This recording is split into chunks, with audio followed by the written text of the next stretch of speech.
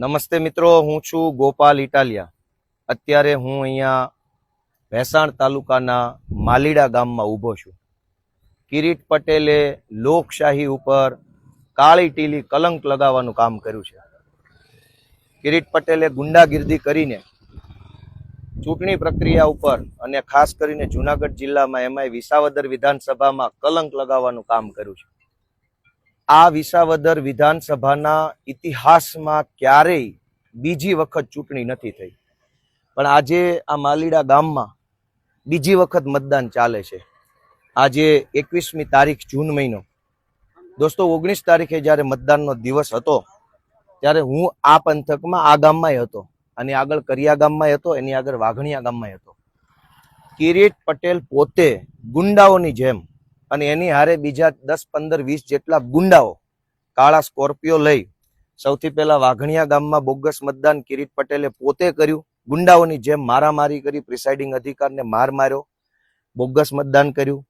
વાઘણિયાથી આગળ નીકળી કરિયા ગામમાં કિરીટ પટેલ અને એના ગુંડાઓ આવ્યા। કરિયા ગામની અંદર પણ બૂથમાં ઘૂસી જઈ પ્રિસાઇડિંગ અધિકારીએ ગાળી ગલોચ કર્યો, મારામારી કરી।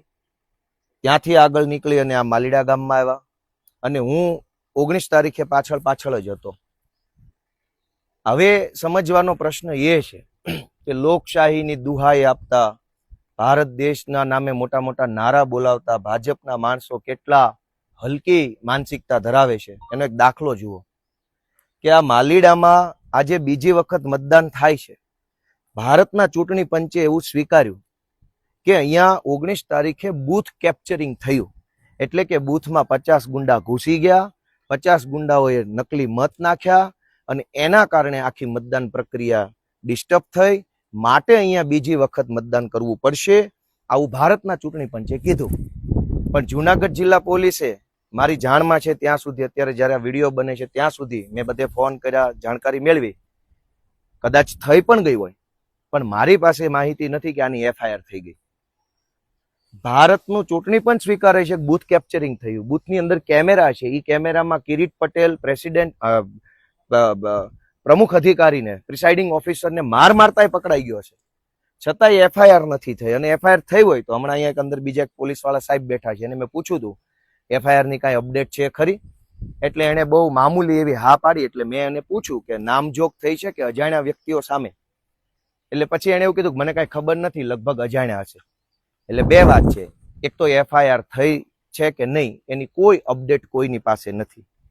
થઈ પણ ગઈ હોય તો 100% મને ગળાઉધી વિશ્વાસ છે કે જે આ ગુંડાઓનું ટોળુંનું નેતૃત્વ કરતો હતો કિરીટ પટેલ, એનું નામ નહીં હોય FIR માં। બીજી વખત મતદાન થાય છે, પણ આ 48 કલાક થઈ હોવા છતાં FIR હજુ નથી નોંધાય કે બૂથ કેપ્ચરિંગ કોણે કર્યું। વાઘણિયા ગામમાં અને માલીડા ગામમાં કિરીટ પટેલે પોતે પ્રિસાઇડિંગ અધિકારીને માર માર્યો છે, મહિલાવારે ઝપાઝપી કરી છે, એ વાત CCTV કેમેરામાં આવી ગઈ છે, અને છતાંય FIR થઈ નથી, અને કદાચ થઈ હોય તો એમાં કિરીટનું નામ નહીં હોય એનો વિશ્વાસ છે। જો આટલી હદે ચૂંટણી તંત્ર ફૂટેલું હોય તો ભાજપના એક પણ કાર્યકર્તાએ ભારત માતાની જય બોલાવવાનો અધિકાર નથી। ભારત માતાની જય બોલાવીને ભારતની ચૂંટણી પ્રક્રિયામાં મારામારી કરતા ગુંડાઓને ભારત માતાનું નામ લેવાનો હક નથી।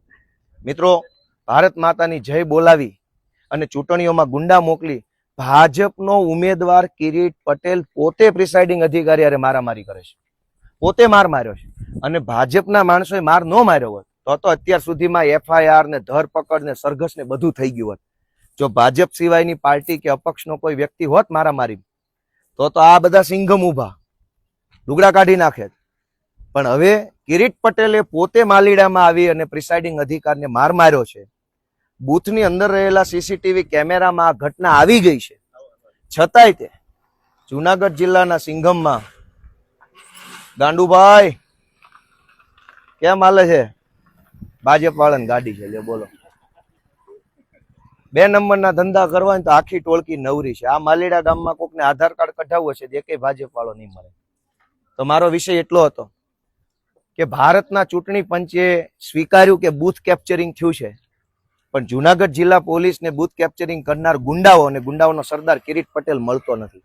બૂથની અંદર કેમેરા હતા, કેમેરામાં આવી ગયું હશે કે કોણે આવીને કેટલી મારામારી કરી, એ વાતને આજ એટલા કલાક થયા તો પોલીસને એના હગડ મળતા નથી। કેટલી હદે તંત્ર એકતરફી કામ કરતું હશે. તમે વિચારો દોસ્તો, વાઘણિયા આ માલીડા ગામ છે અને આ બધા સિંગમ સાહેબો ઊભા છે મોટા મોટા, પણ કઈ કામકાજ છે નહીં, બધું કિરીટ પટેલની ગુલામી સિવાય કઈ છે નહીં. હું બોલું, ગોપાલ ઇટાલિયા બોલે તો બધાને કડવું લાગે છે, દેશી ભાષામાં વહમું લાગે છે. ગોપાલ ઇટાલિયા આમ બોલે છે, તેમ બોલે છે. અમે બૂથમાં જઈને કોઈ પ્રિસાઇડિંગ અધિકારીને લાફા નથી મારી લીધા. અમારા શબ્દો કડવા છે, અમારું કામ હલકું નથી. કિરીટ પટેલે આ માલીડા ગામની આ સ્કૂલમાં આવી પ્રિસાઇડિંગ અધિકારી મહિલાઓની હારે ઝપાઝપી કરી લીધી. સીસીટીવી કેમેરામાં છે. ચૂંટણી પંચ છે એ ધૂતરાષ્ટ્ર બની ગયો, એને કઈ દેખાતું જ નથી, આંખે અંધાપો આવી ગયો છે. બે તાળા આવી ગયા ચૂંટણી પંચને. બીજી વખત ચૂંટણી થાય છે પણ આરોપી નથી ખબર પડતી કોઈને. તો આટલી હદે ખુલ્લે આમ ગુંડાગીર્દી કિરીટ પટેલે કરી વિસાવદર વિધાનસભાની અંદર કલંક લગાવવાનું કામ કર્યું છે. આ વિસાવદર વિધાનસભામાં કેશુ બાપા જેવા, રત્ના બાપા જેવા, પોપટ બાપા જેવા, કુરજી બાપા જેવા સન્નિષ્ઠ આગેવાનો આ પંથકમાંથી પેદા થયા અને જનતાનું નેતૃત્વ કર્યું. આ તમામ આગેવાનોએ આ જનતાને બળ આપ્યું, હિંમત આપી, મદદ આપી. અને જે ધરતી ઉપર કેશુ બાપા કે રત્ના બાપા કે કુરજી બાપા જેવા આગેવાનો, એ ધરતી પર આ કિરીટ જેવા ગુંડાઓ આવ્યા. એટલે કેટલી હદે પતન થયું હશે વ્યવસ્થાનું, એ તમે વિચારો, ન્યાય નિર્ણય કરો, પરિણામ જે આવે તે. સૌને ભારત માતાની જય.